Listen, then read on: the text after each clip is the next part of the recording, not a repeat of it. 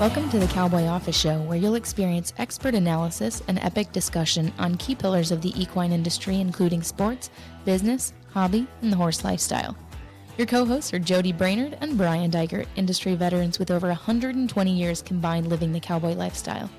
The Cowboy Office Show will help you get involved, ask more questions, and create change. We'll keep riding for you as together we learn from the ride already ridden, learn to listen better to our horse, and make our industry better for all. Each episode will take a ride around the industry in less time than you can load the truck and trailer. Drop your email at cowboyoffice.com to receive updates and never miss an episode. Saddle up as we ride into today's show. Hello, horse world. We're going to take a peek at a changing industry as the Arabian breed is leading the way. A new resolution to the bylaws passed in fall of 2025, a new president and elected leadership, a new CEO, Mrs. Terrell O'Shea from Arizona. I happen to know her really well myself. She was the executive director of the state organization that produces the Scottsdale show, the equivalent to the Quarter Horse Congress. We asked the question, which way is the industry headed? And we've been asking this for over 2 years now. According to the American Horse Council Economic Impact Study, the industry is constricting in volume while economics increases and the public interest is very high. The Cowboy Office in this episode, number 50 for us, thank you very much, proudly brought to you by Polylast Global, the biosecure footing built for champions and made to last. Visit them at polylastglobal.com. Again, polylastglobal.com, one word. When you do your commercial facility upgrade, Polylast Global is the flooring solution you need. Tell them the Cowboy Office sent you. Welcome to the Cowboy Office. I'm Brian. And I'm Jody. Welcome, Hoyt Rose. Hoyt, you are a 40-year veteran of the Arabian horse industry, a 25-year Arabian horse trainer across hunter pleasure, reining, and ranch disciplines. Hoyt stepped away from professional training in 2017, nearly 10 years ago, to manage operations for a friend's companies, bringing that business lens back to the horse world through FatBaldCowboy, FBC. He co-operates P&H Horse and Cattle Company. Is it Almena? Almena, yep. Okay, Almena, Wisconsin, with his wife, Pam. Hoyt holds an accounting degree, so when he reads financial statements, he reads it like a horseman who runs a business. I'm not sure, Brian, if that accounting degree and a horseman is not an oxymoron, because, I mean, those two, they just don't go together. Good Might Lord. be an albino. Go ahead. Yeah, exactly. But, along with that, Hoyt's the founder of the FatBaldCowboy, grassroots Arabian media and community platform, the producer of the versatile Arabian Challenge in VAC. It's a pilot event targeted for this August in Eau Claire, Wisconsin. Hoyt believes the Arabian horse industry didn't shrink or is shrinking because the horse got worse. It shrunk because the industry forgot who supported it. Hoyt, welcome. We're so glad to have you. Hey, thank you guys for having me on. I'm really excited about this. I really want to learn from you guys. You guys have been around the industry for a while and in all breeds. And so that's exciting for me. Thanks a lot for having me. Welcome aboard. I just want you to FatBaldCowboy. I think that was an interesting title to your podcast, and I've been listening to it. You talk about us being around for a while, but you're not too far behind us, I don't think. No, not at all. Look at your goatee. It's turning. Yeah. Oh, yeah. Oh, yeah. No, I'm 56, so I've been around a while. The FatBaldCowboy thing, it's one of those things that it's kind of like P&H Horse and Cattle Company. I've always thought that you have to be different to get noticed. Like you guys laughing, and every time I give my email to somebody, Hoyt at FatBaldCowboy, everybody laughs or smiles. They don't forget it. So it's pretty easy to remember. Good for you. Yeah, absolutely. Way good stuff. We're gonna talk industry, but with a high focus on the Arabs. And the Arabs are definitely gonna lead the way in the horse world as far as change, because they are in it right now without a doubt. We've got numbers. We'll talk about that, some of the reasons why, but we're gonna kind of stay focused on Arabs heading forward and change. Jody and I are in the Arab history book. We've both shown there. We've both judged with you guys. We both were USEF licensed officials up to the FEI because Rainin was in there. And so all that kind of stuff. We've been around. You're right, Hoyt. So anyways, we're going to talk about it. we're going to highlight it in 3 key areas. One is the Arab industry and the changes that there are right now in front of them. And I think it's phenomenal. I find it fascinating. I'm actually very excited about it, and I can talk about it on a first person level in many different forms. But I believe you guys, the Arab industry, the membership today has a set of opportunities that everybody else in the horse world wishes they had, and they're just not ready yet. So you guys have it. God bless you. It's going to be fun to kind of watch that. We're going to talk about the why, or who cares? What does it really mean? And, the horse industry, not only here in North America, because you've got the North American registry, but the Arabian breed, I didn't know this until recently.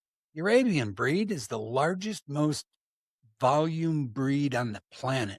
And that's true. Is that right? I believe it is. I believe it is. Did you know that? If you look even back in the 80s, we brought in Russian horses, we brought in Polish horses, and obviously in the Middle East, all those horses. So yeah, the Arabians are all over the planet for sure. Right. Joe, did you know that I they had were that prevalent? Absolutely no idea. When I was, training some of those, because everybody in the reining horse business at one time or other has had a half Arabian, sometime maybe even a purebred, and they were always purebred types that made the reiners were always the Polish Arabians. And when you're a reining horse trainer, somebody sends you a horse, you just like, Polish Arabian. The ones that I'd had to ride were bigger and stronger and lower neck, pretty darn good minded. And, you can physically a little bit limited just because of the way they're built and the way they're made, but trying hard, and we're real easy horses to train. I like them. And some of those clients would fill me in because as a trainer, you ride what they give you, but some of them would give you a little history on the Polish Arabians and where they came from and why they thought that they were bigger, stronger horses. And it actually fascinated. I had no idea. I would have bet money the quarter horse was the biggest breed in the world. The fact of how we've got our blinders on here in North America when we talk about the horse industry. And it's just because the quarter horse has been dominant here for our lifetime. I found it fascinating when that fact came across the table that the Arabs, and I get it. And one of the things that I've always thought the Arabs had a huge opportunity above everybody else, Hoyt, when you talk about how do you stand apart and different, because the Arabs are the only ones that have a registry for half-breds. And that opens a whole nother door of type of horse, because you can go from a driving horse to a saddle horse, which is saddle seat and hunt seat, and then bring it over to the stock horses. So you can crossbreed those Arabs and have registries to it, legitimacy to it. They're not mutts. I think that that's a fascinating opportunity. I always thought this 40 years ago myself, doing the reining horses, the crossbred Polish, Arab, and quarter horse would make one whale of a great horse. Yeah. And they've flirted with it. Yeah, no, it does. It does for sure. And it's a double-edged sword with the Arabians. And that's kind of our diversity is our strength, but it's also our weakness, because when we start talking about the membership as a whole, it seems like it's hard to unite everybody when there's so many different activities. We have horses that perform in, like you say, the English horses that are a lot like saddlebreds, and in my eyes, they're a little better. Then you have the hunters that are the hunter main ring hunter pleasure show horses. Then you have hunter jumper horses. There's Arabs that jump. And then you have the main ring Western pleasure horses that are very pretty. They move extremely well. But then you also have what you're talking about, the working Western, where you have the reiners, the trail horses, the cutters, the cow horses, and the ranch riding horses. And then you flip to the other side and go to the dressage world. We have exhibitors in all of that stuff. That's definitely a positive, but it's also difficult because to get everybody in one direction. I hear you. I hear you. And you just got me. I hear you. Uh-oh. Uh-oh. The gerbil's running on the cage right now, right? He's beginning to turn the wheel. It's like, uh-oh, here we go. That oxymoron that Jody was talking about when you talk about accounting and business and horse trainers. I hear you loud and clear, but I pose something. Bear with me for a minute. Yep. Because this is the way I see the Arabs are not alone. The Arabs happen to be first at the moment, and I think that that's great. And they've led the way on a couple other things as well. We can get to that. Now they find themselves in this constricting moment. How do you reinvigorate that? That's part of the bigger question that the Arabs and us sitting here as audience partakers, everybody can have an opinion.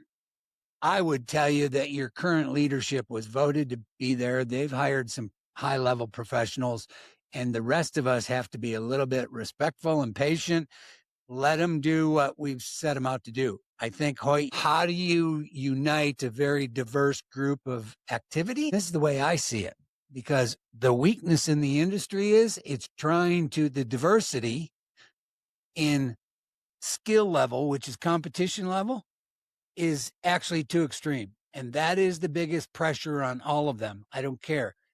True in disciplines, true in breeds, and you can't service them all.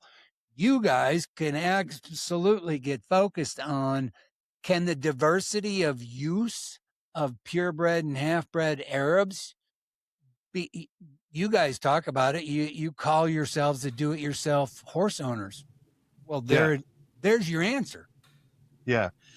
And I think that's one of the things that has been lost over the last 20 years in the Arabians is the do-it-yourself person. Our trainers, myself included, we'd have 20, 30, 40 horses in training, and we would get specialized in what we were doing, and we'd try to keep everybody close in our barn. We wouldn't give lessons. We do give lessons, but we wouldn't have people come and take lessons and then take their horse home and go. I think we have to get more of a coach mentality and not necessarily a horse trainer mentality. We'll get into economics eventually, but I think that would be something that would help the economics of the horse world, because if you don't have to pay for training every month, then it would be more feasible on a middle income to do. That's one area that would help what you're talking about as far as the DIY person. Yeah, the affordability, the single component that's very common across the entire industry for the last 8+ years is how do we make it more affordable and how do we make it more fun? So I don't care what breed and I don't care what discipline there. And then I'm going to add a third one, which is where's the next generation, which is the young. So unlike the three of us and how we got started as youth kids, and I've heard some of your board of directors talk about it, which is true. The American society, even true globally, agriculture doesn't touch us like it used to. So that's not a bad thing. It's just, it's different. And that exactly leads into what you were just talking about. We've self-taught ourselves that we need trainers because that is how we develop the business side of the modern horse world. That's true. Now we've gotten to a point where if you own a horse, you're a horse trainer, whether you know it or not. So it's another spot of how do we educate a population to be more involved with horses. And to me, there's two big areas that the horse industry completely misses. Number one is horses are good for people. So quality of life, no matter what, is enhanced when you put horses in your life. No doubt about it. Second thing is the horse does not care whether you are male or female. The horse cares about your heart and your soul, and he knows it before you touch him. So those are true. I'd agree 100%. So that's where we all should be getting focused on. And I think you guys, then when you talk about organization, and Jody and I have a high interest in the officiating sports side of our industry, because as you work your way up in some of your numbers, you got 20% of the current Arabian registry is active in horse showing, right? Right. So, well, the question becomes, is that good or bad? I mean, is 20% a bad thing? Well, I think we got to step back further there and talk about the on-ramp. When you look at the Arab world, and we had this conversation a few minutes ago, that the on-ramp for the Arab world, you start at a lesson program. Let's say if it's an Arab lesson program, a kid never rode before, comes out, learns how to brush him, get on him, walk, trot, low. The next step from that is a horse lease or horse ownership. And so if you're going to go from there to a competition, our Class A horse shows are fairly expensive. It's probably going to be, by the time you get done paying the entry fees, the show fees, the hotel fees, all that, you're probably going to have a couple $1,000 in a weekend. And that's a big leap from $50 riding lesson to a couple $1,000 and probably a $20,000 horse to accomplish that. When you talked about the 20% that are actually exhibiting in competition, I just talked to somebody today, and hopefully they're going to be on our podcast next week, is they have a non-rated, it's basically an open show that are mostly Arabs in Michigan, and they have like 200 horses come to this horse show for a 2-day show, and it costs them a couple $100 to go to it. There's some in Minnesota, and I've had her on, Danny Wilson, DW Productions, down at Cannon Falls at Simon's Arena. She has a show there where it's all breed, but she has an Arab division, and there's probably 20 or 30 Arabs that go to this show, but it's not an AHA sanctioned event. So I think you're going to see more of that unless we can control or minimize the costs of your on-ramp or your next step, the Class A horse show. I might mention, and this is not unique to the Arabian business. This is with the National Reining Horse Association. It's with the AQHA. It's whatever at a big show. You're talking about Class A.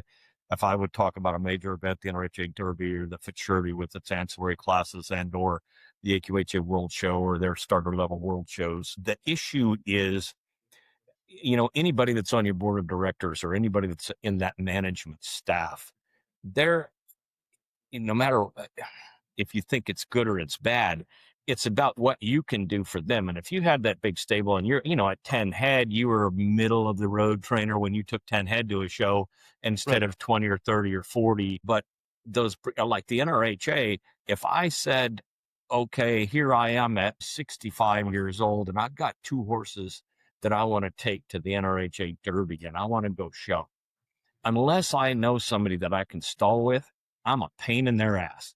In other words, because they don't know what to do with me, and you're shoved to the back barn. You're as far away as you can possibly get because you're not in that big sponsorship group. You're not supporting. So, and like I said, it's not unique to the Arabian Horse Association, but that to get started in that, if you're by yourself, it's a hard thing. It's a hard thing to do. The problem's not unique, Brian. But I mean, if I were going to go to Scottsdale with an Arab, what would I do? But the scenario, if you're coming in, Hoyt's talking about the on-ramp into the horse industry, and I 100% agree. What you're talking about is what the interested body sees some of those high-profile events, and they get, that's deer in the headlight kind of, holy schmoly, what are you talking about? Not only the price, but everything that goes with it, and I'm just a sole person. I would take you one more step, Hoyt, though, because ownership, let me say it this way.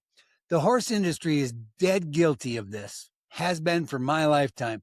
We ask the consumer to reach in their pocket and spend a bunch before they even know whether they really want to play. And that is which is the barrier to activity. Any other sport, any other skill, any other hobby, any other activity, I can rent my way, I can purchase my way in and do it as much as I want and make up my mind accordingly before I go spend big bucks. I don't care. Take your pick. We do the opposite in the horse world. We tell them you got to spend a lot first and then figure it out, whether or not they can develop the skill to what level they want to play. So, Hoyt, I 100% agree. You got a couple things, the on-ramp into the horse show industry, the on-ramp into the horse industry. And I think if there was one thing that we all wanted to do collectively is get the American Horse Council together and federally mandate the equine liability on a federal law so that anybody over 18 years old takes the liability risk of the activity of horse stuff. That would minimize the insurance costs and the extracurricular, because some states have it and some states don't. If we got standardized there and so all adults assume that responsibility, now comes, can you buy your way and get active and go try and go rope and go rein and go drive a horse and all the things that you want to, and figure out what you want to do before you spend, whether it's 5,000, 20,000, or 200,000, and buy the horse, because then you want to win something, which is different. And Right. I would tell us, Jody and I have a huge philosophy on this one.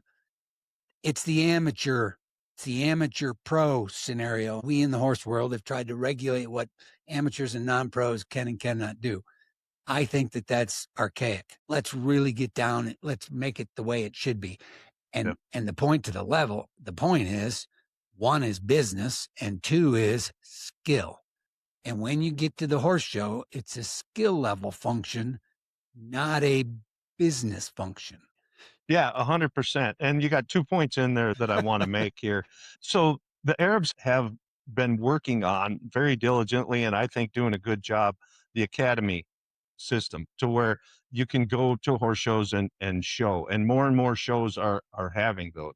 Now that's at a Class A horse show, so they're still going to have to pay some of the things, but that is a great avenue. And AHA actually came out with 6-8 months ago outline of how to do that and how for horse shows to add those classes. So that's a great thing. The other part you were talking about there, about the difference between an amateur and a professional, and that video you sent me, Peter had addressed that as far as an issue that we're having, that it's difficult for somebody who trains horses all day to want to give riding lessons. With USEF, you can't give riding lessons or make any money and still be considered an amateur. So they changed the rule that you can run lesson program, but they really put some restrictions on it as far as how much money you can make or how many you can give, and you have to be supervised by an actual professional. And in that video you sent, Peter did say that he wants to figure out a way around that rule, because it's kind of stupid that you can't teach your neighbor how to ride a horse. Right. So correct. That was my point about it's archaic thinking. And one of the lessons that we all should respect, the fact that you can't legislate morality and behavior. Can't be done. So quit trying. Now comes put rules in place that are enforceable and that actually get the behavior you want. And then the rest of it, you can sort that out. And the amateur function, I 100% agree. We learned that in the reining world years ago. But again, so all of us, USEF gets to be a whole different conversation, because AHA is an affiliate in USEF. And I hear you. And guess what? We had 20 years history with USEF and FEI, and that's after we left AHC, the American Horse Association. Do you guys remember that one? Yep. Because that's where we all started. Right. So, and the Western world left, did their stuff. Then we come back and we join up again. We do it for 20 years. And so there's a lot of very good lessons in there to be learned. And I'm talking about for the whole. All of that would be 100% true. But to me, the amateur thing is actually very simple.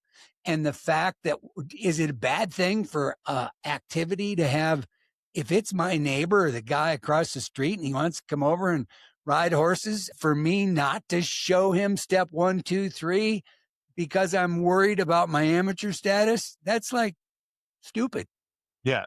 And it has to do with money, but I still think an amateur that knows how to teach people how to get on and off and brush a horse and put a saddle on should be able to make 20, 30, 50 bucks and doing that a couple days a week, because obviously from a business standpoint, that would allow more amateurs, more DIY amateurs to own horses, because they could actually make a little money with them without losing their amateur or non-pro status.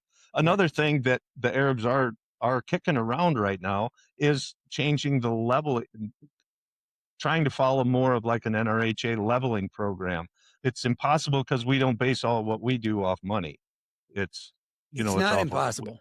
I'm okay. gonna, because I would tell you a lesson learned: when you base it off money, it's going to get skewed. So if you want to learn the lesson of others at the moment, don't base it off money. It's a skill level function. Now you're going to get into the conversation of who gets to qualify where your skill level is. I would tell you the answer to the skill level is in the outcome of competition. And when you do that enough times, not by the same officials, you now find common denominators, and now your skill level is done by a peer group of a much larger function, and away you go, and you can't go back. So those things would be true, which would keep the forward momentum of the on-ramp of what you're talking about headed right down the path. It's not on ownership of horses, it's on skill level, and it can be done, and it doesn't have to be done on money earned. It has to be done on placement of competition. A lot of guys in the reining world have used the handicapping system in golf as a somewhat parallel. And reiners are playing with it on the non-pro side. Another conversation for another day. Are there things that you can do along the way that are objective, measurable, and incentivize forward movement for everybody? The answer is yes. You got to think about it in some new lights, but you also got to think about lessons that we've already learned. I'm talking about as a whole. Yeah, no, that makes perfect sense. They have been playing with it a little bit, like at the national level. We have a great program, the AWPA, the Arabian Western Pleasure Association. 4-year-olds show at our nationals, and if they're nominated for this class, they have $100,000 for both the purebred class and the half Arabian class. But they also have, and I'm sorry, but I can't remember what they call it. It's a limited pro or something like that. So it's the person that hasn't won a national champion. So if the highest placing horse ridden by somebody that hasn't won a national champion, and if I'm getting that wrong, I apologize, gets a check for 20 grand or 10 grand or something like that. So they're getting paid as well. And it's a really cool program. One of the good things about money and the economics is when you put economics in part of the success of achievement, value across the board rises. And that is true. And that would be one of the things, it's not the only one, but it's one of the ones that when you're structurally building something, that's the bigger carrot. It's not the feed all, but it certainly is the bigger carrot. You got to just say that pay again? attention to it. Sure.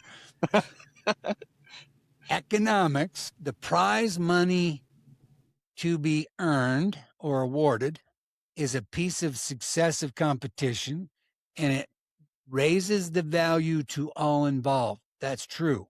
So it makes your trainers more valuable. It makes your horses more valuable. It makes the breeding more valuable, makes the sales more valuable.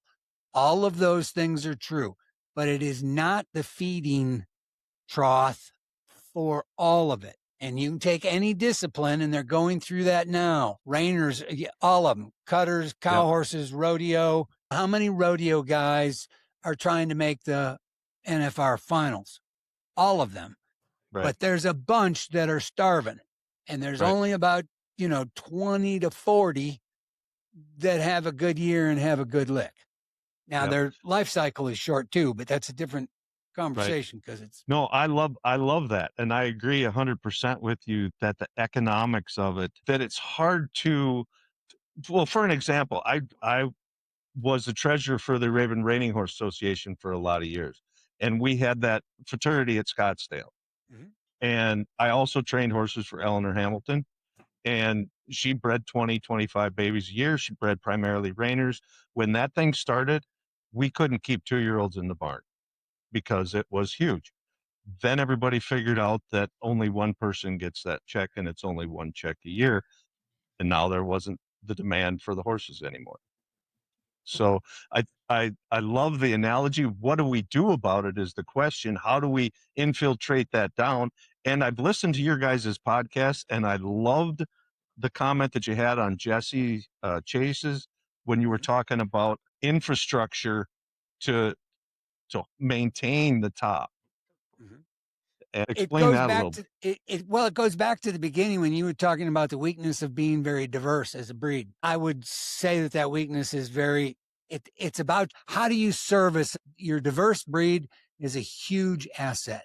Now the question becomes, how do you service all of those diverse needs? I don't think that that's hard. Do you do them all the same? The answer is no. And that's where bureaucracy comes in, because nonprofit club organizations want to treat all of them the same. Well, you can't. The Right. top is the top and the bottom is the bottom, and they're not the same. So quit treating them the same. Jody and I have this conversation, and we've done it from an officiating standpoint, because I'm going to give you an analogy. And this is true, because if you take a discipline like reining, when beginners come into reining, they're coming into a tough, advanced skill level of horsemanship. Shame on us. I was against the short stirrup when it first wanted to come to the sport of reining. I was wrong, because is the short stirrup for 10-year-old kids with a modified pattern and modified rules and all that stuff? Great. We should have carried that lesson further. You should be having modified rules, modified patterns all the way up the process until you want. Now comes, what do you not do? You don't put money in there, because that'll screw it all up. You let them, when they get the skill level and they want the big prize, now big entry fee, big purse, big payback. That's that part of the scenario. And I think, and that's what we were talking about with Jesse, and we were talking about it with Sandy Worley and the AWWA, which I think is phenomenal. You guys as a breed are going through the pressures of all those individual activity demands starting to fragment off. That's what it'll hurt you in the short term if you're not paying attention. Right. And I think one thing you said there, the breed organization, or AHA as a whole, is going to have a hard time trying to put a vision down for every local organization. Because like in our industry or our breed, we have AHA, and then we have regions, and then we have local clubs. And the issue that I see is that the local clubs are struggling, and they need to find their own path individually because of a few things. First of all, like I'm in Wisconsin, real close to Minneapolis. We used to have a whole bunch of reining horse people around here in the Arabs. There is none left. Zero. They moved? And did they move? go ahead. Did they move or did they quit? What happened to them? Retired, quit. Okay. You know, I don't train horses anymore. So that's kind of happened. And Eleanor, you know, Rod quit or retired. So my point is that geographically, whatever is going on in your area, you have to service those people. And I think they can have some structure as far as how to do it, but I think it's going to really rely on the local clubs getting strong. And again, like I said, there's a club in Michigan that's having these non-rated horse shows that is thriving. And there are a lot of little pockets that are doing really cool things. And you're right. I'm excited about where the Arabs are going, because there is so much activity right now and so many cool. I could tell you 20 different things that are happening that are cool. Yeah. Well, we want to get to your versatility piece, which is just another example of your board of director. Was it Peter? Yeah. Peter Conway. Yeah. Well, he talked about at the local level, they've got to innovate. He was 100% correct. Yeah. 100%. And that's my point about the horse world tries to standardize it from the bottom to the top.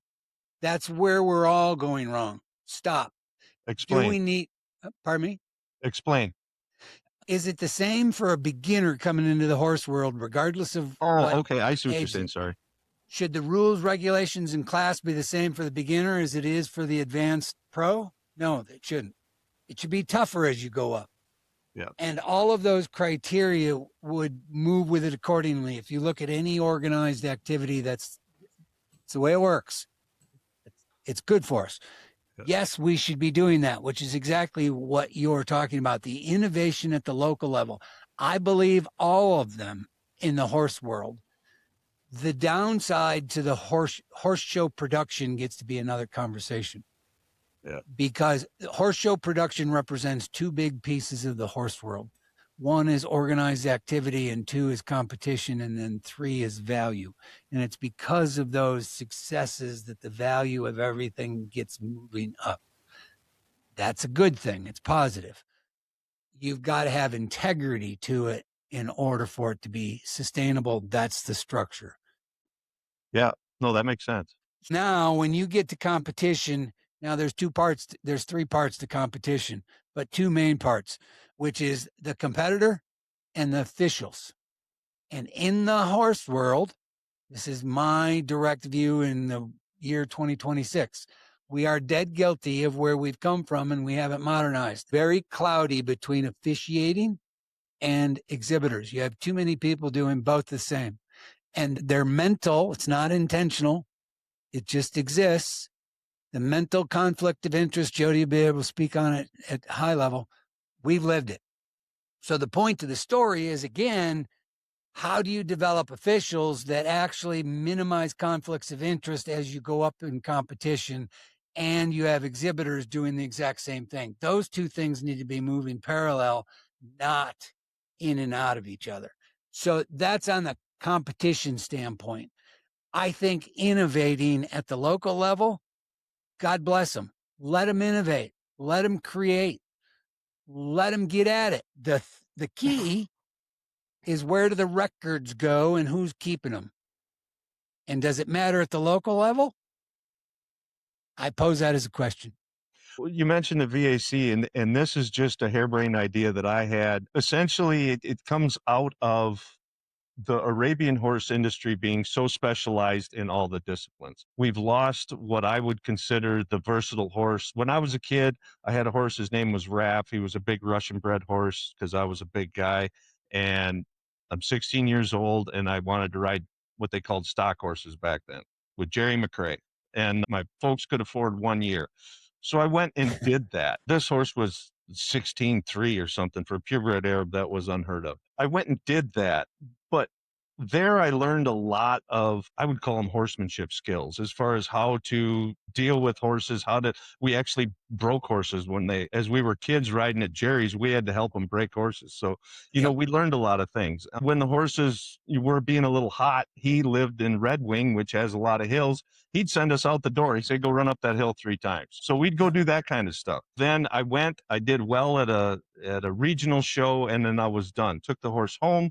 My mom had a boarding facility, and we went overnight trail riding with a bunch of the boarders. So I took that horse. We went crashing through creeks and did all kinds of fun stuff with that thing. So now that's the versatile horse. And I actually tried roping off him once because he was so big.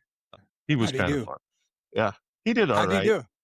He did all right. He couldn't drag a lot, but he did all right. Long story short, with our industry now, our Western pleasure trainers are very, very good at what they do. They are very specific about what they do. They don't have time to think about the general horsemanship or the everyday horsemanship or just the using horse. And our English horses are the same way. So we do have an explosion of ranch because I think more people want the general horsemanship skills of this. I think that's where, when we talk about on-ramping in the local level and the VAC, what I'm trying to do is offer that as a competition, and twofold. Number one, we're going to have a clinic before so that people can learn some things. Number two, it's going to be a points-based system. So instead of competing against somebody like the officiating, like you were talking about, that people can get a points, and then if they do better the next time, they have their own improvement compared to if they were, I got to beat Joe Blow, or the other guy. They can improve on their own. That's what that's about. And I believe what you're saying about competition, and I'm kind of getting all over the place here. We're all victims of the horse industry. We're all over the place. That's right. Part of the problem. Yeah. Keep going. So anyways, that's kind of what that's about. And if we're talking about getting from a starting horse person to where they want to go, we have to have those steps. Yes, and I 100% agree. And that's where I think the entire industry continues to get stuck, because it gets stuck at the top end. Right. And they get stuck on economics.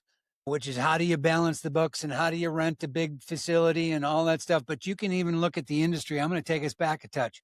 In our lifetime, the amount of venues that have been developed and come to the marketplace specifically for horse shows has been phenomenal. It's a large amount. You're talking, there's a couple hundred venues in the country today. 40 years ago, that was less than 50. And our only place of 40 or 50 years ago was the county fairgrounds. That is where we came from. All of that is relative only to the forward movement and development and growth to our entire industry. All of that would be true. What you're talking about specifically is then how do you create activity at the local level to service your local consumers in the horse world? There's nothing stopping anybody today except for maybe one. And that's the part that I talked about a minute ago, which is liability. Because if, as adults, and we can deal with the youth can that be dealt with? Yes. But as adults, 18 and over, because in this country, that's the way we put the responsibility on them. And if we had equine liability limit laws on a federal level, man, I think the innovation at the local level would get phenomenal. That's what I think. And I think that's one of the holdbacks. So I did some research, and actually the gal that insures our property here, I can get an event or a horse show liability insurance for $300, and I can have up to 6 events in a year. Good for you.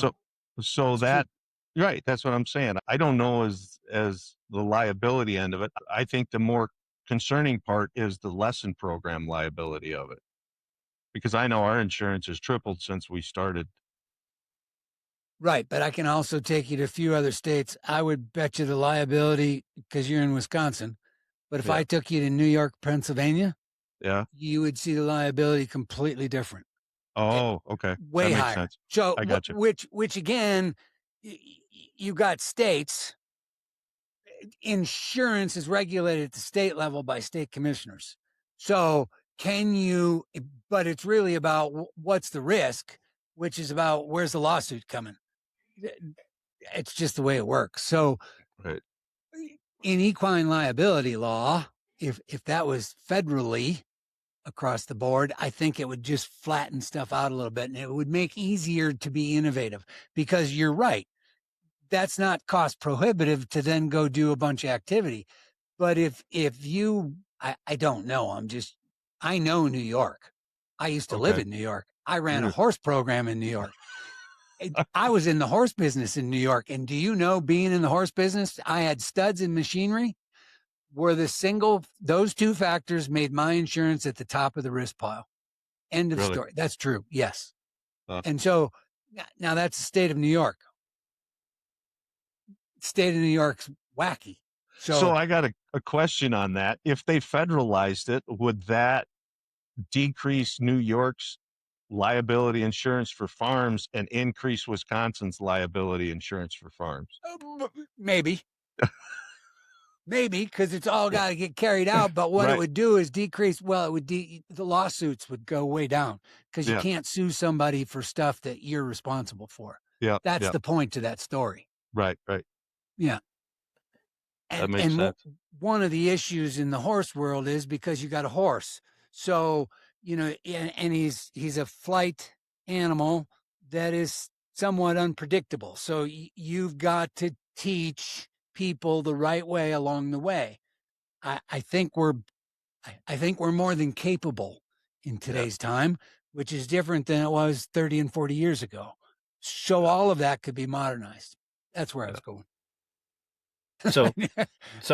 So guys, when you're talking about the on-ramp, and I think probably what started part of this conversation, part of this podcast, is the Arabian Horse Association membership is shrinking. Is that correct, Hoyt? I mean, it's gone down. So then the horse registrations have shrunk. We kind of take a look at the outside of this thing, and I kind of asked you before this podcast started, if we had the Arabian board of directors here, what would they, and we said, what do you guys want? What would you envision to get that membership back? What would you, to get your horses back? What would we have? And I don't know how many people are on the Arabian board of directors. Is there 10 or is there 20?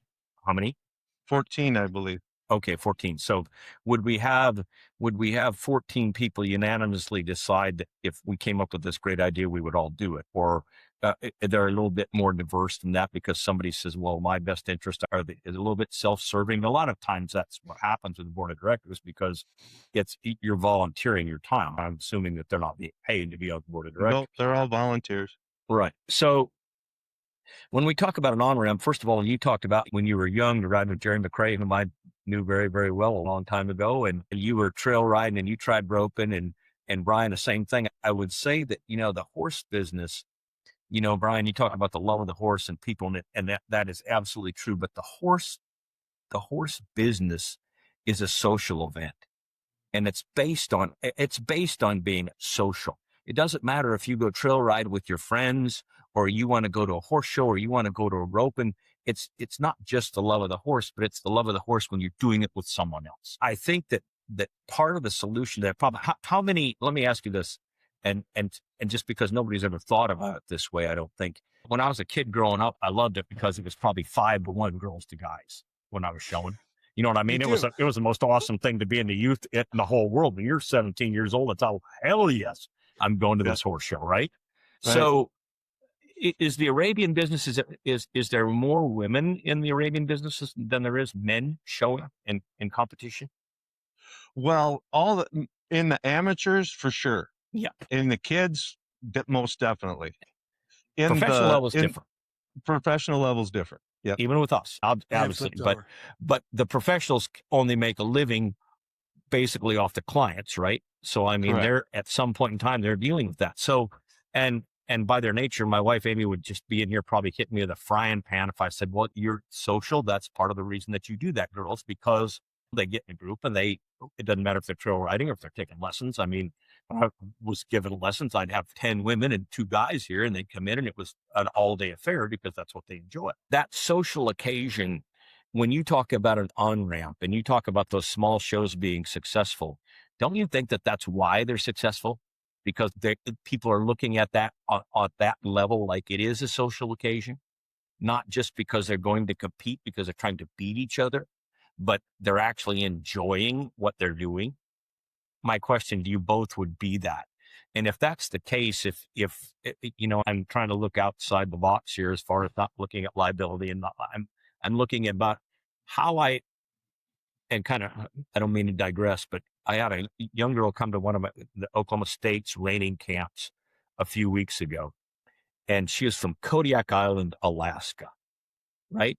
And she's a great kid, and her mom brought her in here, and because she has a horse, and her absolute goal would be to be able to make an equestrian team at a major college. And it's going to be very difficult for her because she didn't grow up in the horse business and she didn't have that background.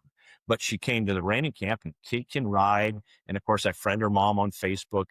And there's this little group of maybe 10 or 15 of these girls that live on Kodiak Island, Alaska. And they've got one old metal barn that they go ride in, and they have 4-H shows, and these girls are so flippin' dedicated. I mean, with their horses, and they're every day I see them riding in friggin' ice water, right? We'd look at this like, there ain't no way in the world I'm going to take a horse out there. And these kids are, I mean, they're fearless, and they love the horse, but they love that social aspect. That's what brings these kids together, even at that environment. And is that not what we talk about, that beginning environment? Is that not something that we should all be trying to concentrate on? I mean, that the social environment of the horse show instead of the competition itself. Just food for thought.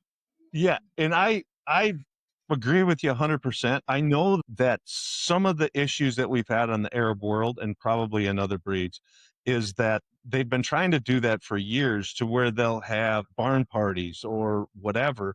And the problem is, if you got 20 horses at a horse show and the barn party starts after the last class, you probably got 10 horses to get worked, and you're going to get 3 hours sleep. So, a lot of the trainers don't go and or if the people are having lessons. But I do think the point you're making is exactly correct, in that once you get the ball rolling, okay, if you have an event, a horse show, or even a lesson program that people get excited about, like your Alaska people, when they all start getting the first time, it was probably one kid out there and said, hey, why don't ask one of their friends, why don't you come and join me? And then another kid found out about it, and it gets a ball rolling. It's like a snowball rolling down the hill. Once you get it started, it can grow. And that's one of the things I was really excited about being on here, was talking about the infrastructure and how to make sure once you got that ball rolling, how do you keep it going? Because I think there's a huge amount of excitement right now in the Arab world, like you guys have said, about all the different things happening. How do you keep that infrastructure from not falling apart? Well, you've just identified three key ones: education, which is learning, which is information; social, which is what Jody was just talking about; and competition. And if you try to put them all, now you're back to where we started, Hoyt. If you try to put them all in the same day, same arena, it's a wreck. So that's where we start to do it different. That's where your locals can be innovative and start creating activity. Activity is going to be one of two things. It's either educational and informational so that people can develop skills, or it's social. Can you mingle a little bit of both those? Sure, you could. That's your clinics. We need way more of those kinds of things. The fun activities. Do you do the egg in the spoon and some of those things when we were kids? Because that's what your clubs used to do. But what you actually do while you're having fun is develop some fundamental skills. Right. So yes, and I think then keeping competition, because once you go to actual organized competition, that's another step, which would be different. And that's a different day, different time, different setting. So, right. And that, that social thing, I'm talking about that starter level to, for that on ramp.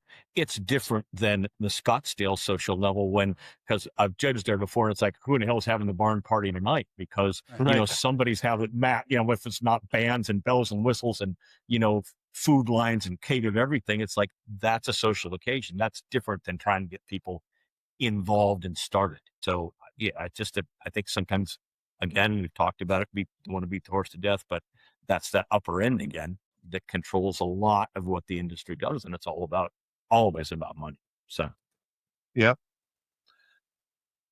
That was an interesting conversation we had before too, about the Arabs and doing the big stall drapes and all that stuff. I think that is where a lot of business happened back in the day, to when they had parties and people walked in and they gave them a cocktail and some food, and then they sat around and talked, and then they brought them back behind the curtain and showed them the horse and tried to sell them. I don't think that happens as often nowadays, and people try to recreate that.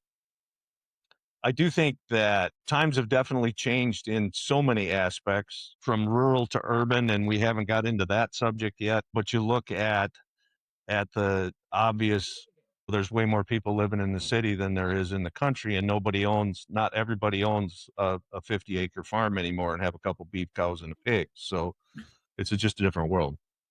well, correct. And I have my take on that one, because again, what have we tried to do? Manipulate behavior by ownership.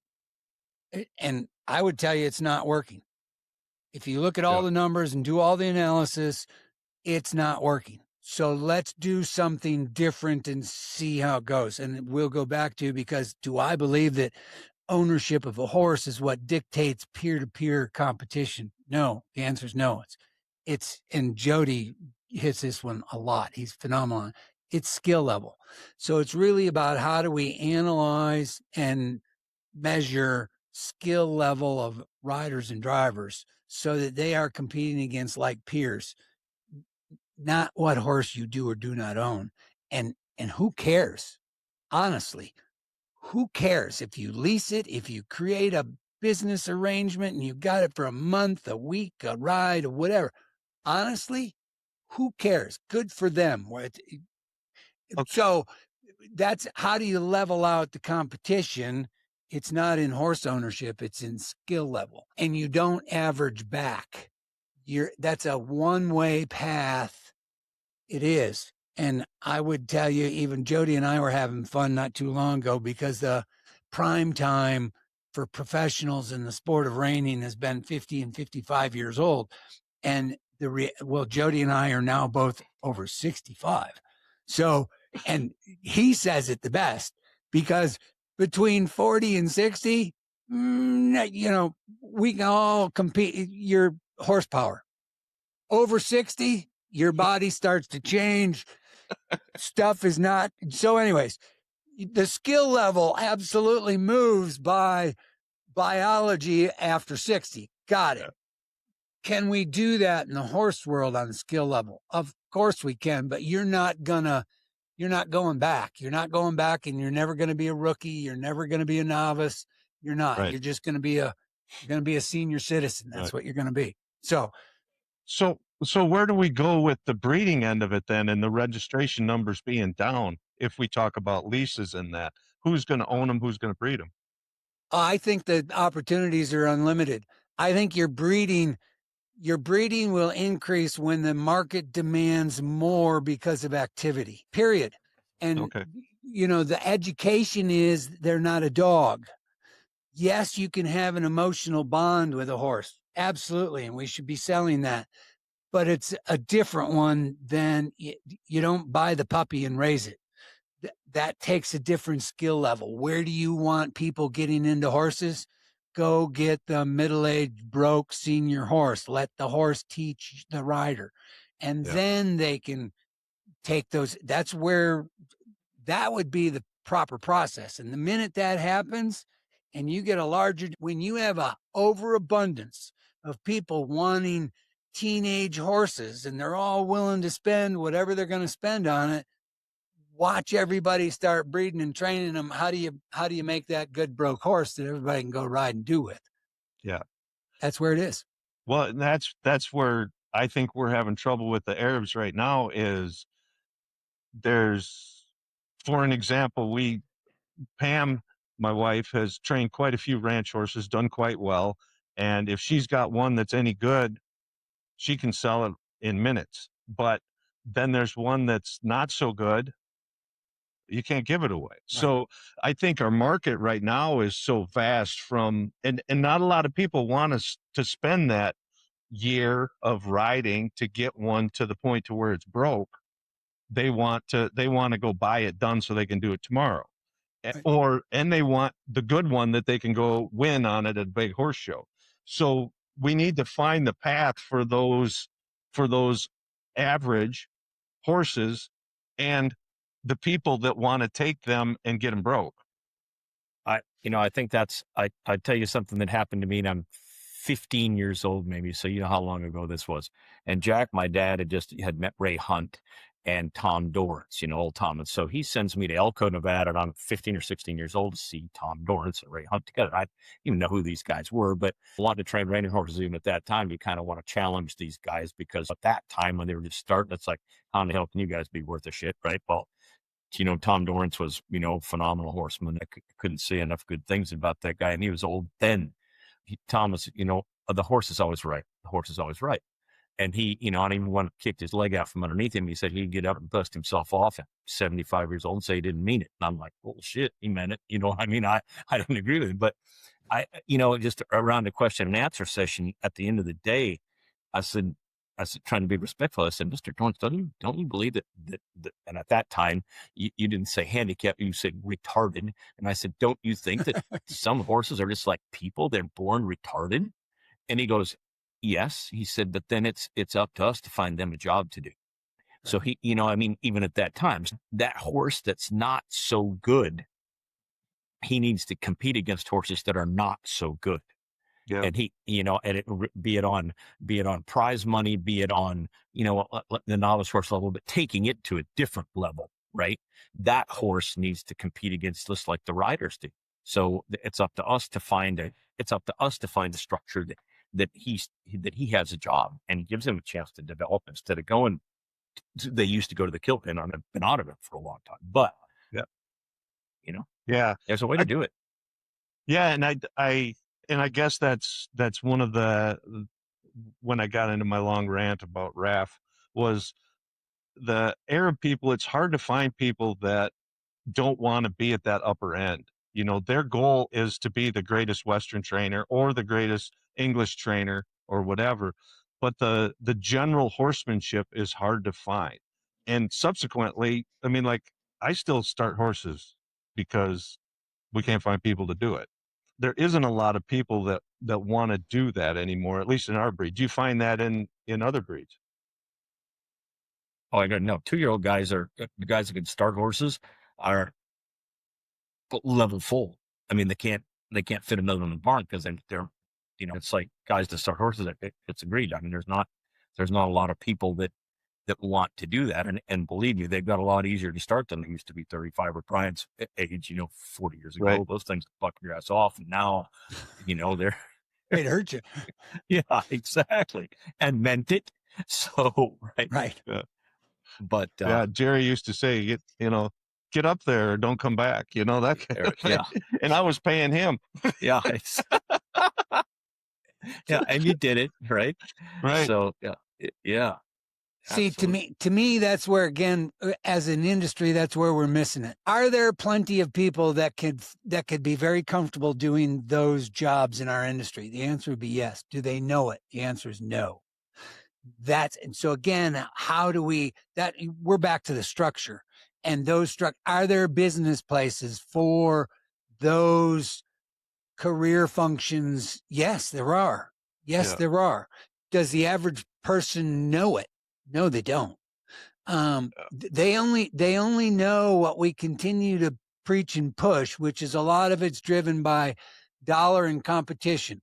And there's a whole nother aspect to the horse industry that does not get any of that public attention. And yes, there's plenty of places and opportunities for them, including, and I would tell you, our university systems are guilty as well. Should every ag school have a horse program? Yes, they should. They still don't in today's time. They absolutely should. And should it be opening doors to other parts of the career that they don't have people on staff? If you talked about somebody of Jody's caliber being on staff at a university is extremely rare. Okay. Something you said interesting there was that there's different levels or different areas to where you could make money in the horse industry or have a business in the horse industry. And I think that's huge because, like, riding lessons, if you look at a riding lesson program compared to a horse trainer, if you are trying to train, even if you're making $1,500 a month in training, you're probably actually taking home 700 of that after you pay for all the, the variable costs per horse. You're making maybe $15-20 an hour working that horse. Whereas if you're giving riding lessons, you're giving 2 at a time for $50 a piece. You're making, $50-70 an hour for sure. So I think you're absolutely right. I put a post on Facebook. I believe the cow horse people do this a little more. They charge more for training, and then they do some coaching, and then they do riding lessons. So if you had less horses in training, charged a little more, but had more people come in and take lessons and that kind of thing to round out your business structure. What are your guys' thoughts on that? Oh, I would tell you from a business structure, starting to tier it out, and how do you have different supply lines in our industry similar to other industries? That's one of the things we've been missing, because our business people are trying to do it all. And the answer is no. Should they have to be doing it all? No. Can they get specialized as you go up that process? I mean, it's like Jody was talking about. I hear it all the time. The guys and girls that start 2-year-olds in the Western performance stuff, they're slam full. They can't take anymore. And you can't find good ones. The colt starters, there's not enough of them. So is there a higher demand than there are people that have that skill? Yes, there is.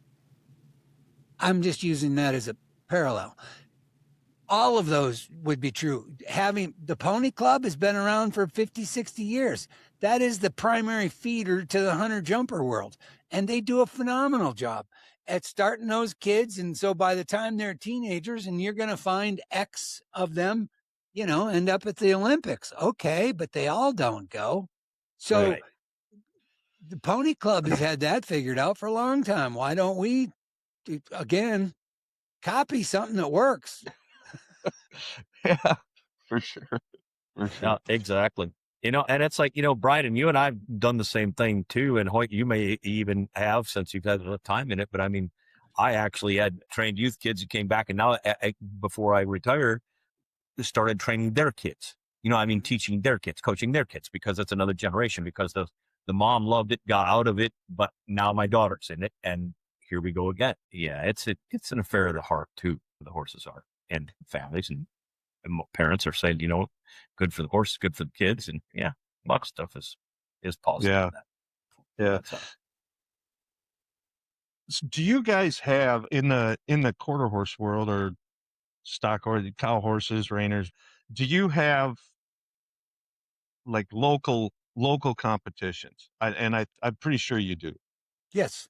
Like the North around here, I think it's called the North Central Rein Cow Horse Association.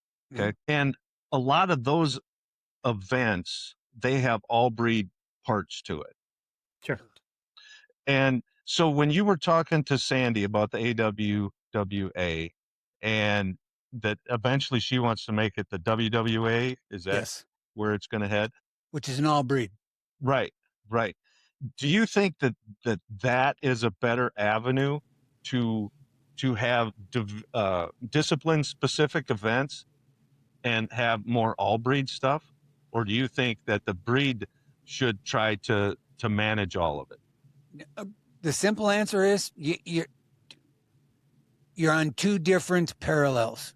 A breed does a bunch of disciplines, and disciplines are very specific to one specific group. They don't care what breed. So it's about skill level of achievement to a very specific discipline. And so when you understand that, then the answer to your question becomes very clear. And if we use Sandy and the AWWA wanting to morph into the WWA, because that would be a very normal chronological process of what a discipline does as it's being evolved. Your versatility piece may end up doing that too. Does it need to be breed specific? Probably not. Who's going to dominate it? You'll figure that out in time. If you take a discipline like reining, these are lessons learned. We had Canameras. Remember that guy from Brazil, Jody, that was up there in the North Country? Oh, shoot. Yeah. What's the Brazilian horse? Yes. Manuel Retamales. Yeah, but what's the breed of that Brazilian horse? Cordero, Chilean. That's it. Yeah. So we've had zebras. I'm telling you, Bob Loomis brought a zebra way back when. So, and mules and donkeys. And so, yes, anybody can play a peer group of competition because the discipline is the discipline. So the answer to your question is, as a breed, you want to stay focused on what Arabs and half Arabs are doing. Your focal point of diversity, do you have to offer everything for all of them every day? No, you don't. Can you guys in Wisconsin do this section, and the guys in Michigan do that section, and the guys in New York do that section, and let them do whatever? I would tell you, the regulatory bodies, here's where they make mistake in the year 2026. They mandate minimums. Stop. If you want sanctioning, this is why you want sanctioning, which is for some governance, bigger functions. But let those horse shows in our world, you have to put on an open and a non-pro, and you can't add more money to anything less than what you do to the open and the non-pro. They have to be equal. But you must do that. I would tell you, in the discipline of reining, that rule is now archaic. Get rid of it. Let the affiliates, let the locals, if they want to have a all-day limited non-pro reining, let them have it. We're just beyond it. So that's the answer to your question. I was using that in some parallels because when you talk about a breed, you take a breed in order to have a quarter horse show, I have to do a minimum of these classes. Yeah. Well, stop. No. Right. If I want to put on a quarter horse 2 classes, I should be able to do it. If I want to put on an Arab and a half Arab, and then I should be able to do it. I shouldn't have to do a minimum. Yeah. No, and the reason I asked that is twofold. There's 2 gals. I've had them both on my podcast, and she had a half Arab Rainer. Wanted to get into the cow thing. We sent her over to another guy that's local here that does Arabs and quarter horses, and did that. And she ended up switching breeds because there was more activity for her to do with a quarter horse.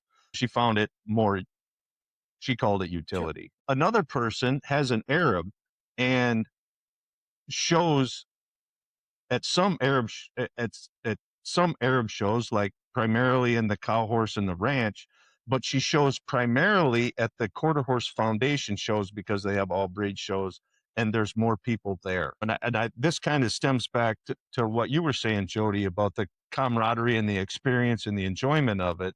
That's what she likes to do. So she takes her Arab and goes and plays with the quarter horse people because she gets along with them real good. That kind of thing. It's okay. And should be able to. Yeah. Why not? I mean, when I was a kid and Jack and we go to California, I mean, there wasn't a registered show at all. The middle class finals out there in California, paint horses, Arabs, quarter horses, grade horses, big, pretty horses. There wasn't a breed show. It was open competition. Right. Yeah. So in our conversation, Brian, on the phone, we were talking about just get more people involved and let them decide where to go. There are some Arab clubs that are actually doing all breed classes at their shows, and then the quarter horse people are coming there and showing with them, and they're joining the organization because they have like year-end high point awards. Mm-hmm. So, those kind of things are promoting the club and the breed and the Arab breed, but they're enjoying it with a quarter horse. Okay. Yeah, absolutely. And I would tell you that an officiating system done the right way would be able to judge those horses as they walk in the pen. You know what I mean? It doesn't matter what the breed is. It doesn't matter what, I'm just saying that there is a way to do that with an officiating system that can make it fair for the Arabian to come in and show against a quarter horse, or a quarter horse to show against an Arab. Right. Yeah, which takes the expert bias out. It doesn't take it out. It puts it to the back of the line of the decision process, what Jody's talking about, because that's the problem. You hire a quarter horse judge and you're going to get a quarter horse preference. What he's talking about is that it doesn't exist. It needs to, because then would we see way more open shows at the local level and regional level, and you'd see a melting pot of different breeds? The answer is yes, but you want to find the best Western pleasure horse, have at it. Maybe it's a Morgan today. Right. Maybe it's a half Arab, whatever. Jody's 100% correct. One of the problems in competition in today's time, horse competition, we're still playing in little league categories, and we're wanting to behave and act like we're big leagues. And it has to do, when I talked about exhibitors and officiating, because we've got to elevate our officiating to another notch. There's another level of where it goes, and that's what Jody's talking about, which is taking the expert bias and putting it where it belongs, because now it doesn't matter what comes in front of you. The best will always rise to the top. And that's true today, true next month. If you want to qualify, look at what the Run for the Million is doing in the sport of reining. You got 16 riders qualified, can pick any horse they want, and you got 16 unique horse and riders running for $500,000 a win. And so it's a great example of an age of horses. Patriot was 12 or 13 years old. He's won it.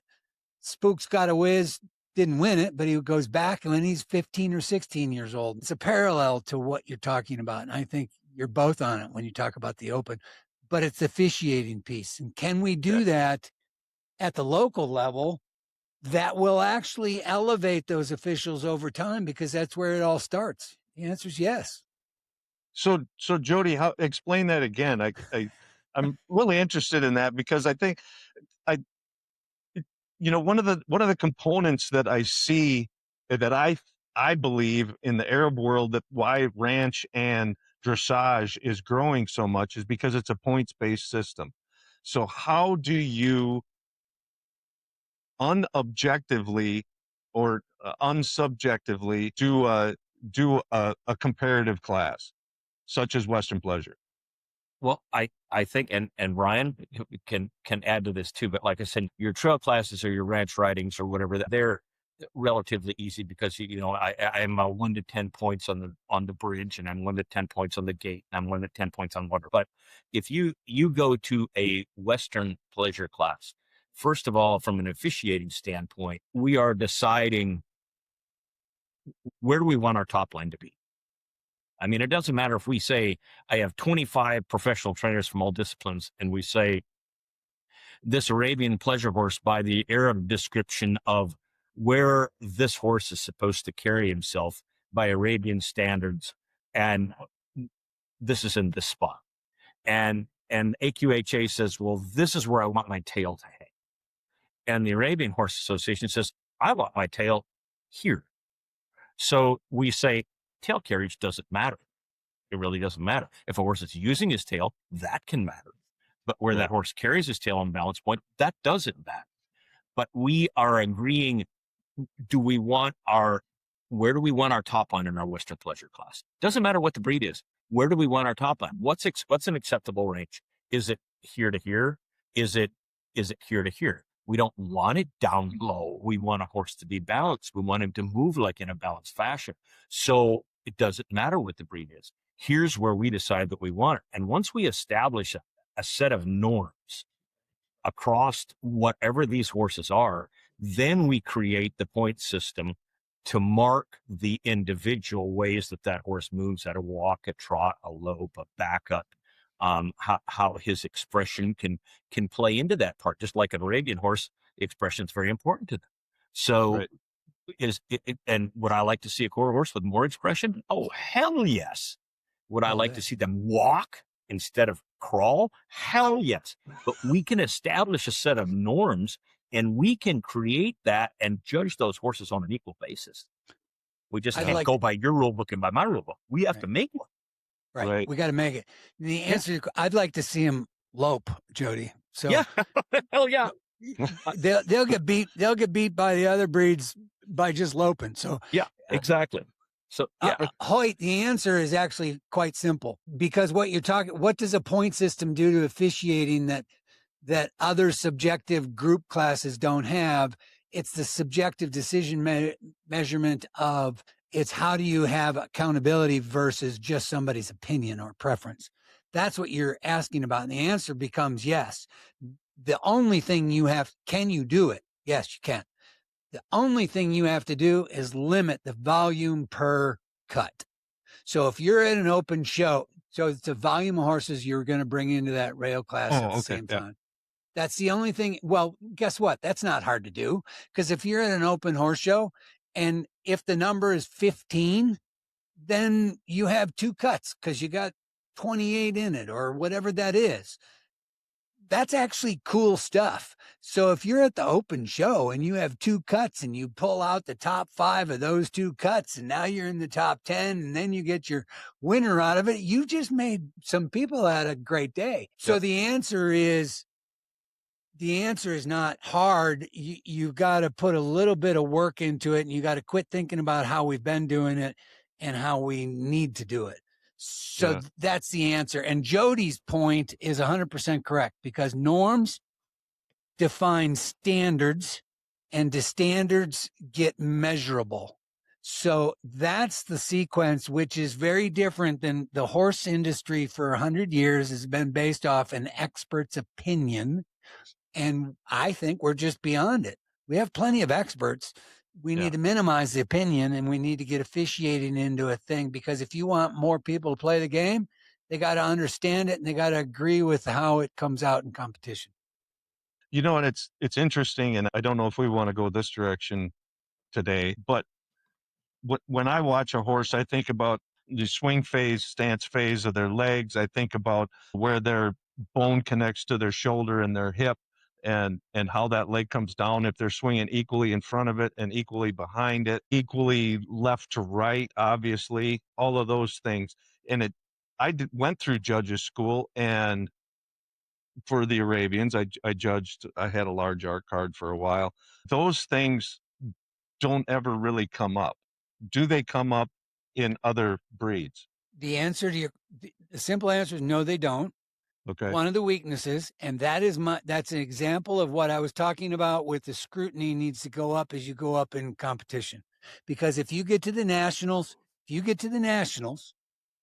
then those types of criteria should probably be in there to find the best of the best on a given year, because that's what your quest is. It's a natural, so that's where it would come into play. Would those types of criteria be used at the local level? Probably not.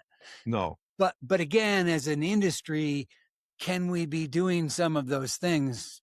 Yes, and we should be. And no, we're not, because it's the same standard whether you're at the weekend level jackpot or you're going to be at the major event run for the million world finals.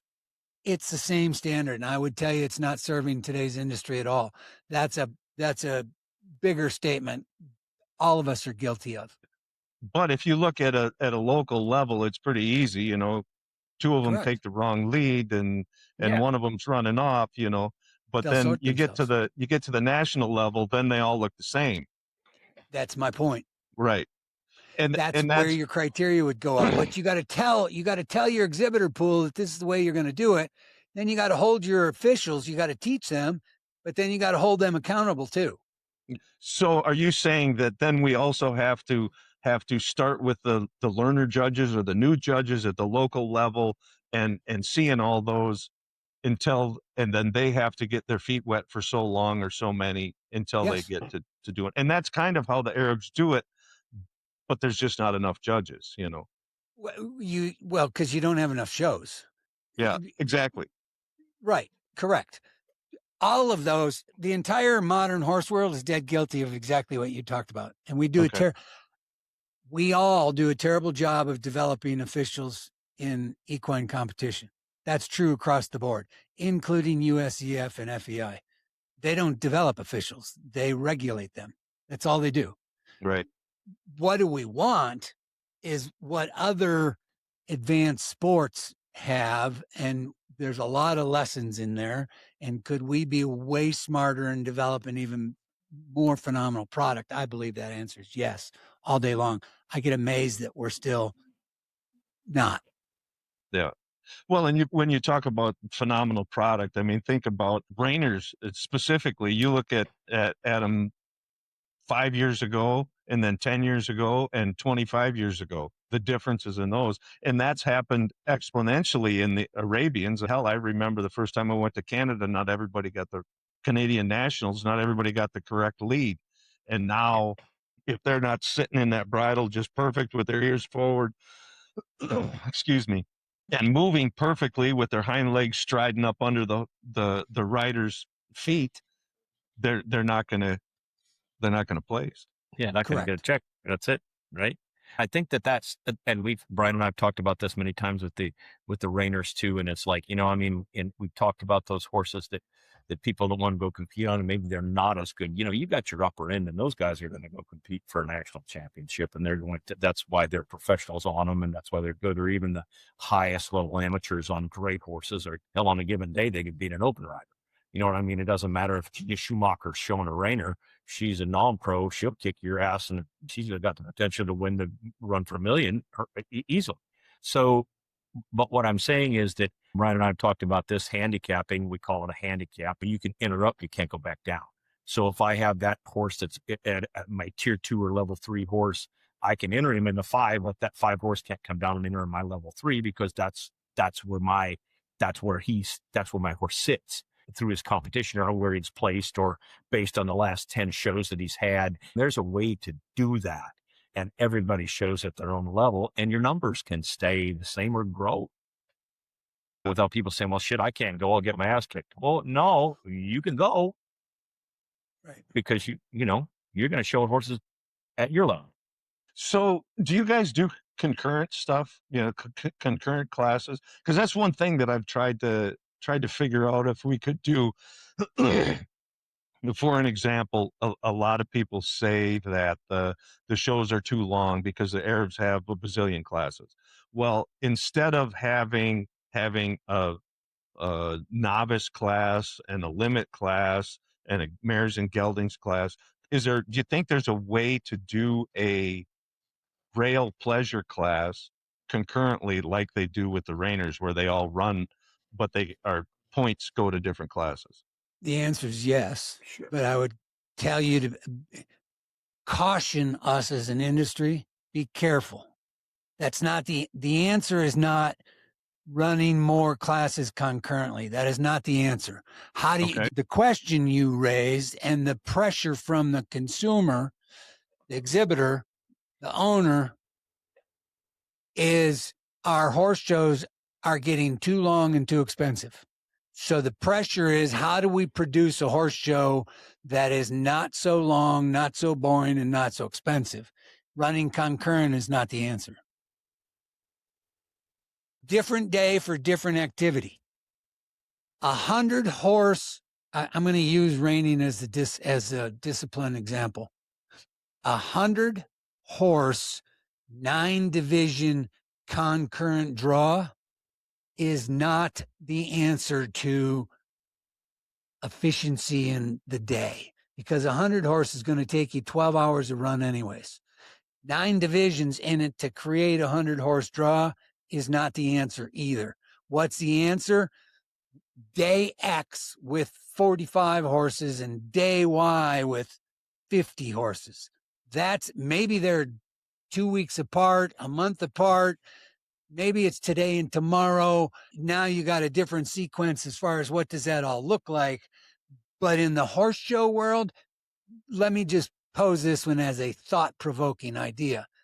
One of the things we've all got to figure out is, how do we attract the public to our event? I don't care if it's local or national or international. We want the public to come to the event. We have got to produce an event that services then 2 sectors, the exhibitor and the public. And what does that mean? Not 14 hours. It is a schedule that is predictable, and it is a condensed form. So where I'm going with all of that is, because when we bring the public in, you're going to find new revenue streams, which will balance what we want for show production, which is what we're doing right now by having more horses. More horses is not the answer, because that drives exactly what you just said. Concurrence serves a purpose in a spot in time, but is not the answer. So two points there. Number one, everybody that goes to a horse show, they want a ribbon. So it's hard. That's, at least in our world, that's one of the problems, is they say, well, I'm not going to go show there because there's too many horses. And then they want to go show here, but then there's not enough horses. So, people say they want competition, but they want to win a ribbon. The other part of that is overhead. If you look at, if I can rent one facility and have 30 classes compared to renting the facility 3 times and have 10 classes, I have more money into it. What's your solution for that? The public and new revenue streams. That's my answer. And does that work from the local level up to the national world finals levels? The answer is yes. And we are nowhere near it. We're flirting with, bear with me, the horse industry thinks that streaming is part of the answer because we're able to attract sponsors and we can provide numbers that will satisfy sponsor requirements by streaming it free. That's what we're doing as an industry. I would tell you that that's a couple steps behind the 8 ball in event production. And is streaming part of the modern equation? Of course it is. Is it the answer to all of it? No, it's not. What do you got to do is create an event that provides the things that we all want. You got education, you got social activity, you got competition. So it's event production. That's my answer to that. And that would be true from the local level all the way up to the national level. And we're nowhere near it. Do you think that a horse show is ever going to be as exciting or spectator friendly as a rodeo? Yes, it can be. How? Two different excitements. But the answer is yes. When a left turn at 200 miles an hour is exciting, called NASCAR, can advanced horse activity be exciting? The answer is yes. Is it the same as rodeo? No, it's not, because that's about man and beast and who's kind of conquering who, other than the skill of the ropers. Different entertainment. What we've got to do in the modern horse world is start to put advanced horsemanship in front of the public as a very great product. And can that be exciting to find the Western Pleasure champion this? Yeah, it can. But we don't present it that way. Okay. Did you guys ever, I mean, everybody rode Arabians, rode some Appaloosas too, right? And back in the day, the World Show, did you ever see what they call their stump race or their barrel race? You ever compete in those? It's a match race. So they have 2 barrel patterns, right? 2. And they're set in the same arena. And the horses face the opposite directions. And then the judge drops the flag, or they have a series of lights like starting a race car, red, yellow, green. And at green, you go. And then those 2 horses run that barrel pattern. And then the first one back across the finish line wins, right? It's head to head. So then they had 50 barrel horses. Well, then they'd have 25. Well, then those 25 headed. But it's a head to head. So, if you do something like that, where someone is, like the Minnesota State Fair used to have that, and the crowd would fill the Coliseum, the old Hippodrome, to watch the Appaloosas on barrel races because they were going head to head. And the best horse would win. He might have to run 5 patterns, but I'll tell him 15, 16 seconds. So, you'd always have plenty of time to air up. They would go again. But people would love to watch that kind of competition. I'm digressing. The Rainers, that run for $1 million, that tells you that, hell yes, it can be that exciting. So the event and the way that the thing is produced, I think makes a big, big difference. Yeah. I mean, the old World Show, the finals of the World Show back in our day, like on Saturday night, it was the jumping finals followed by the junior reining. And they were full. I mean, the Coliseum in Oklahoma City was full, because they wanted to watch jumpers and reiners. And everybody saw both those. Yes, they separated. Everybody saw them both. So you knew for a year who won the junior reining and who won the junior jumping. Yeah. Didn't matter what your preference was. Yeah. Yeah. Yeah. Well, and in the Arabs, there used to be like the stallion halter, because those were very expressive, wild horses. And then they also had the half Arab park, which is like the saddlebreds, big trotters. So we have that. But again, like at a regular Class A horse show or even a regional, they don't really show that there's not that many great ones like that are that exciting to watch. It's mostly the hunters going around and the Western pleasure horses going around. Correct. But guess what we don't do? It's the answer. I hear you.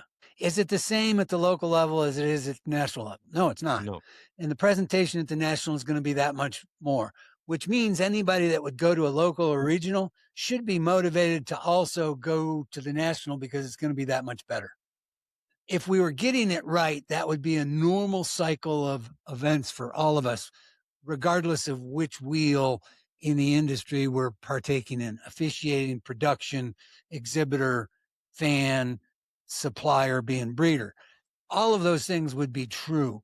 The point to the story is, how do you take a local or regional show and service some of the spectators in your region? It's just how you put it together. But you got to you got to not talk to the class. You got to talk to the rail. Yeah. You got to tell them what's going on.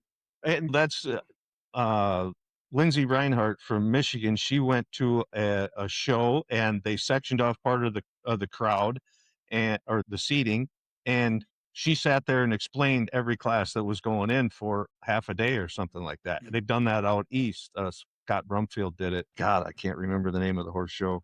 It's a really cool thing that they're starting to do. My concern is always that it's kind of boring to watch, and that's for me because I've seen it so many times. But well, sure, but guess what? We could even it's about the presentation. Can you take an educated audience that knows the difference and still enlighten them? The answer is yes. Is it the same as an uneducated audience that doesn't know anything yet? No, it's not. So you Right. got to be prepared. Horse shows got to know what kind of audience that they're serving. So at the local level, maybe it's really fundamental 101 stuff, but yeah. Yeah, people, I mean, they have to have an explanation about what's going on. If you've never seen a Western pleasure class before, you look at it and go like, well, okay, well, that's good. In about 4 minutes of that, I'm You're out. done. It's kind of Right. like a cutter. A great cutter's fun to watch. I hate going to cutting fraternity because I got to watch them set up cattle for 45 freaking minutes, and I get to go watch 80 heads, and then I got to watch 45 minutes worth of selling cattle. I mean, it's Right. terrible. So, but the semis and the finals are a good gig when they've sorted through their 500 or 600 head or however many they got there. People can understand jumping because who can go the highest, the fastest. They can kind of Right. understand the reining because who can spin the fastest, who slides the farthest. You know what I mean? That's something for them to watch. They basically can understand it.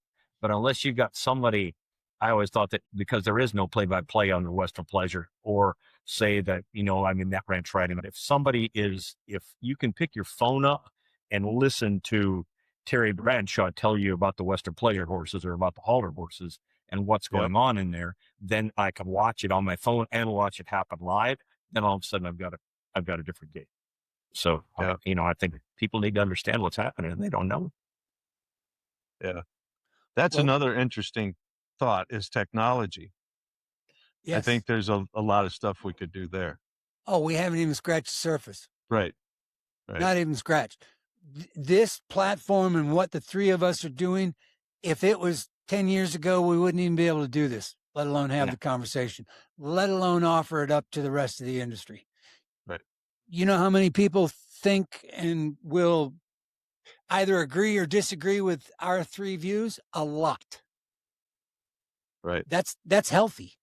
Sure. Yeah, for sure. Transparency. And that's one of the things that at least as a breed we've been trying to say is get rid of the negativity in any communication or basically social media. But I think there's a fine line between transparency and negativity. Sometimes just saying what's wrong sounds negative, but it's still wrong. So, Correct. Constructive criticism is good for everybody.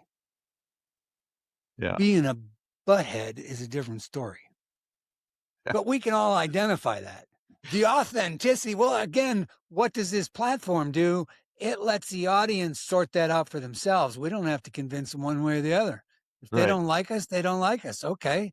If they do like us, they do like us. And they pick us apart however they want. That's their responsibility.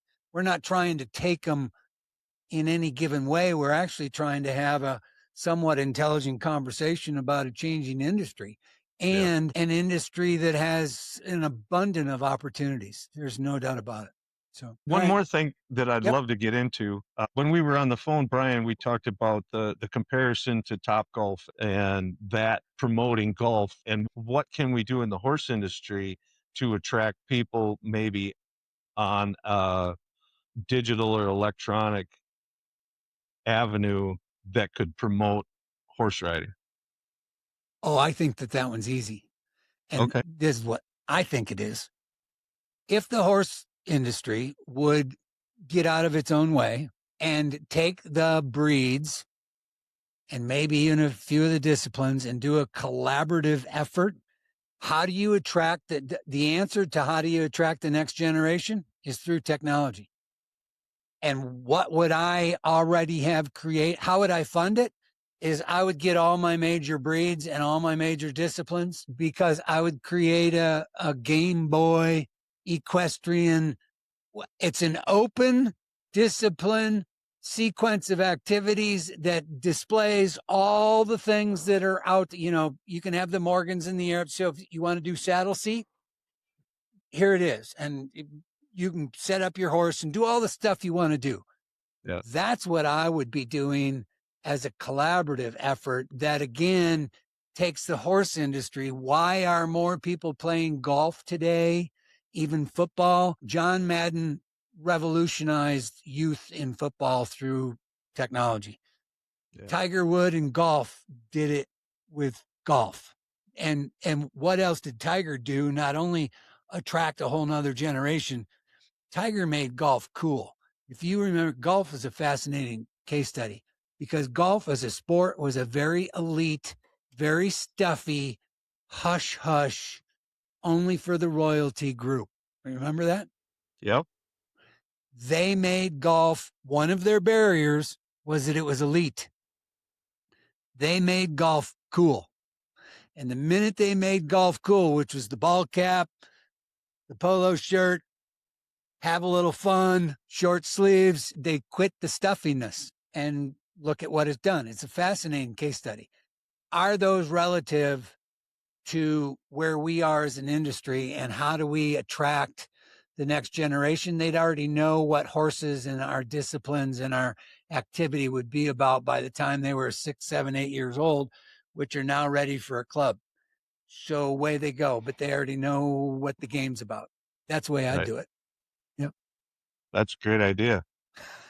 You got the list. You're gonna make the phone call. Anyway, getting the clubs together, that's the chore, and I don't know if I have it in me anymore. Okay. I'm getting old and tired. Yeah. Take one of the most fun things that happened, Chris and Jennifer Reynolds used to have their little rating show, and and I would always do when I was chairing the committee all the time, I would do a little 30-second clip called "You Be the Judge," and they would have a little, when they would have a maneuver, a set of spins, and then it was like, what do you think this was? Was this a minus half? Is this a plus half as well? Then I would go back and explain it. And for years, I couldn't get to a horse show. 10 people would come up to me and say, "Hey, I saw that one, and I got it right. I guessed exactly what you did the same." And people love to be able to watch from an official standpoint and have the opportunity to say, "Oh, did I get that right? Did this Western Pleasure horse, did I like this one better?" They love the chance to be able to have the opportunity to see whether or not they could pick the best horse. So I think that there's something there that was very popular, even for an amateur person who's not very familiar with it. You sit around, can you guess which one's the best? Can you? And it's like, yeah, maybe, or yeah, I did it. It's a point of bragging, right? Yeah, I did it. I got them all. I think there's fun ways to use technology in that respect. Yeah. That's a great point. Yep. To have that happen. There's tons of ways. Yep. Hoyt, you got any other questions for us? I know this. It's not a feeling. We could talk forever. Yeah. Yeah. But we're not gonna, because it's already been a long time. Right. So what we need to do is probably follow back up at some point in time. I believe this conversation is healthy and good for the industry, but I firmly believe and respect that our elected leaders need to be given the room to do what they've been elected to go do. So let those leaders do what they do. Let their professional staff do what they need to do. We've got to have a little bit of patience. I'm talking about how do we go along with change. Being the critic is not the answer. It's about being a little bit patient. So all of us got to kind of respect that along the way. So I only wanted to say that for my 20 cents because I firmly believe it. And I've been on that side of the equation as well in the leadership roles, doing things. Jody and I, when reining was adopted by the FEI, do you know how many people were like against that? A lot. Yeah. So whether it's good or bad, doesn't matter. It lasted for 20 years. So right. Historically, I would say fundamentally good for everybody. Another story, another analysis, but we appreciate your time, Hoyt. Yep. It's been absolutely phenomenal. Thank you for what you're doing with Fat Bald Cowboy. Keep it up. Will do. Jody and I have very much appreciated your time, the insight, the conversation, intelligent conversation around our industry. And I say that collectively because it's not just any one breed or discipline. It's collective around the entire industry. So we do appreciate that. We wish you and your family the very best. We wish the Arabian industry absolutely the best while they lead us all through some change and help us all to learn a few things. Don't forget to hit the subscribe button, share with your friends. And until the next time, enjoy the ride. Thank you. Gentlemen, I'll leave you with this quick story. It's my favorite Arab story of my lifetime. A good doctor friend of mine named Todd Holbrook was here at Oklahoma State University for a while, trained some riding horses for his daughter and his wife. And Todd had got invited because he had done some endurance races here in the States. So he was invited to some big race in the desert. I don't know if it was in Oman but it might have been the Hidalgo race. Who knows? But it's one of these Arabian endurance races across the desert, right? So Todd said he flies there and he gets out and he's got his, he's going to take pulse and respiration on these horses at the end of the day. And he said he gets to this big camp and he said all these, I don't know if they're sheikhs or if they're sultans or what their title was, but he said they got these big air conditioned tents that are set up with the horses in them. And he said they've got guards with machine guns out in front of each of these tents. And he said, here comes day number one. And he said, here comes the Arabian jockeys flying in. And he said, they ride right into the tent and shut the doors. And he said, about 15 minutes later, here comes a groom leading the horse. And he said, I got no idea if it's the horse that they just rode in on or not. But he said, you're not going to go tell an Arab sheikh with a machine gun that you demanded pulse and respiration taken up his Arabian horse. So he said, I got no earthly idea who won the desert race. But he said, I just nodded my head. He said, use my little stethoscope on the ones that they led to me. He said, I felt like that was the safest thing to do. So anyway, my Arab story. There you guys got it. Anyway, until next time, stay in the middle, Hoyt. Glad to have you, buddy. Hey, you guys, thanks a lot. I really appreciate it. Like I said in the beginning, I learned a ton from you guys, and I'm really excited about hearing this out. So thanks again. Today's episode is brought to you by 4D Productions in cooperation with the Consultment Agency, a full-service agency that helps bring forward-thinking equine brands into the 21st century using digital skills and services such as website development, graphic design, social media, and media production such as the podcast you're consuming here today.